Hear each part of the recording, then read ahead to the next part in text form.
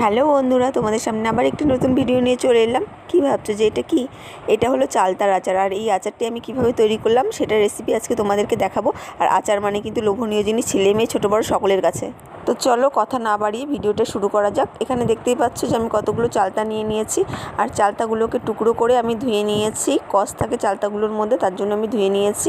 ধুয়ে এখন এগুলোকে আমি টুকরো টুকরো করে কাটবো ছোটো ছোটো করে।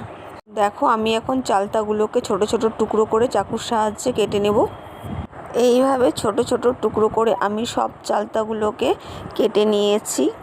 এরপরে চালতার ভেতরে ও বাইরের দিকে যেই চামড়াগুলো থাকে সেই চামড়াগুলোকে আমি ছুলে নিব। এক এক করে আমি সব চালতাগুলো কিন্তু ছিলে নিয়েছি। দেখে বুঝতেই পারছো যে চালতাগুলো সাদা হয়ে আছে। আর এখন আমি চালতাগুলোকে সিদ্ধ করার জন্য বসিয়ে দেব। পরিমাণ মতো লবণ হলুদ দিয়ে মেখে তারপরে ঢাকনা দিয়ে দিব 5 থেকে 7 মিনিটের জন্য। তো দেখো এদিকে চালতাগুলো কিন্তু সিদ্ধ হয়ে গেছে। আমি সবগুলো নামিয়ে নিয়েছি, নিয়ে এদিকে জল ঝরানোর জন্য রেখে দিয়েছি কিছুক্ষণের জন্য। এখন আমি আচারটা তৈরি করার জন্য যেই মশলাগুলোর প্রয়োজন আছে সেই মশলাগুলো ভেজে নিব। তো দেখতে পাচ্ছ এখানে আমি 3টে শুকনো লঙ্কা নিয়ে নিয়েছি।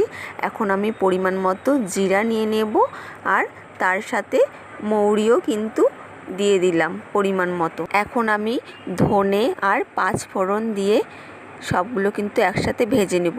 এখানে আমি মোট 5 রকম মশলা ব্যবহার করেছি: লঙ্কা, 5 ফোড়ন, মৌরি, জিরা আর ধনে। ভেজে রাখা মশলাগুলো সবগুলো আমি পাটার মধ্যে গুঁড়ো করে সরিয়ে রেখে দিয়েছি। আর এখন সেদ্ধ করা চালতাগুলো নিয়ে আমি এভাবে হালকা হালকা করে থেতলে নিব সবগুলোই। এখন আমি আচারটা তৈরি করার জন্য কড়াই গরম বসিয়ে দিয়েছি। দেখো কড়াই গরম হয়ে গেছে। আমি সেখানে পরিমাণ মতো সরিষার তেল, 5 ফোড়ন আর শুকনো লঙ্কা কিন্তু ফোড়ন দিয়ে দিলাম। এখন থেতলে রাখা চালতাগুলো কিন্তু আমি সব দিয়ে দিব কড়াইয়ের মধ্যে। এখন চালতাগুলোকে কিন্তু আমি হালকা হালকা করে ভেজে নিব।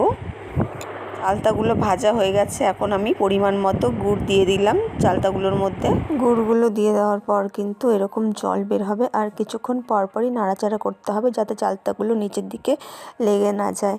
আর গুড়গুলো যতক্ষণ না শুকাবে ততক্ষণ কিন্তু এরকম নাড়াচাড়া করতে হবে। এদিকে দেখো গুড়গুলো কিন্তু সব শুকিয়ে আসছে। আচারটা আমার প্রায় রেডি হয়ে আসছে। এখন যে আমি মশলাগুলো তৈরি করে রেখেছিলাম সেগুলোর গুঁড়োগুলো কিন্তু দিয়ে দেবো। দিয়ে 5 থেকে 7 মিনিট নাড়াচাড়া করে নামিয়ে নেব। আচার আমার রেডি। আর আমি এই প্রথম চালতার আচার তৈরি করলাম। তো রেসিপিটা তোমাদের কেমন লাগলো জানিও। আর যারা করোনি তারা অবশ্যই করে দেখো, অবশ্যই ভালো লাগবে আশা করছি। আর এদিকে দেখো আচার একেবারে রেডি হয়ে গেছে। দেখে কিন্তু জিভে জল চলে আসছে, খেতে ইচ্ছে করছে। আর খেতে কিন্তু খুবই টেস্টি হয়েছে। আমি নিজেও ভাবিনি যে ফার্স্ট টাইম তৈরি করবো আচার আর এত টেস্টি হবে। সকলকে অনেক অনেক ধন্যবাদ ভিডিওটা দেখার জন্য। যারা ট্রাই করোনি রেসিপিটা একবার ট্রাই করে দেখো।